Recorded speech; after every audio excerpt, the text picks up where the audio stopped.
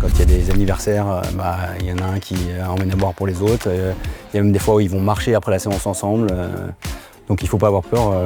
J'ai même réussi à convaincre ma maman de faire du crossfit. Donc si elle en fait, tout le monde peut en faire.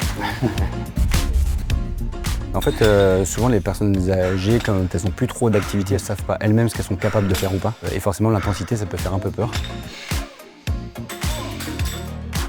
Le groupe des seniors, c'est vraiment que des personnes qui ont plus de 60 ou 65 ans. C'est des tout petits groupes, hein, ils sont 10 au maximum, de façon à ce que celui qui coach il puisse vraiment adapter au cas par cas. On en a aussi qui ont des bobos ou même des pathologies, donc on peut vraiment donner des mouvements très très différents. Peut-être que certains vont le faire juste avec un élastique, d'autres vont peut-être se pencher un peu en arrière et puis tirer avec des anneaux. Mais du coup c'est très rassurant parce qu'ils voient qu'on les connaît déjà, c'est toujours le même coach qui a le même groupe. Eux ils se connaissent aussi parce que du coup ils créent entre eux des affinités. Ils avaient tous peur avant de commencer. C'est pas si dur que ça, et puis en le faisant un peu toutes les semaines, il y a une progression, donc du coup on devient de plus en plus à l'aise. Le rameur par exemple, sur un rameur on est en sécurité et chacun peut aussi mettre plus ou moins d'intensité en fonction de ses capacités.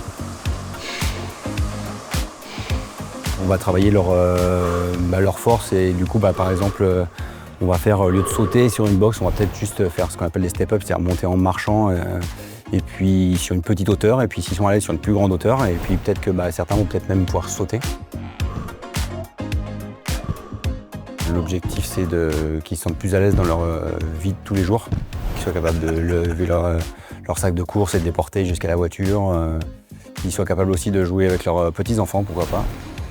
Ils deviennent de plus en plus sûrs d'eux, il y en a qui font des choses maintenant qu'ils ne se pensaient pas capables, et c'est ça qui est super gratifiant pour nous et pour eux.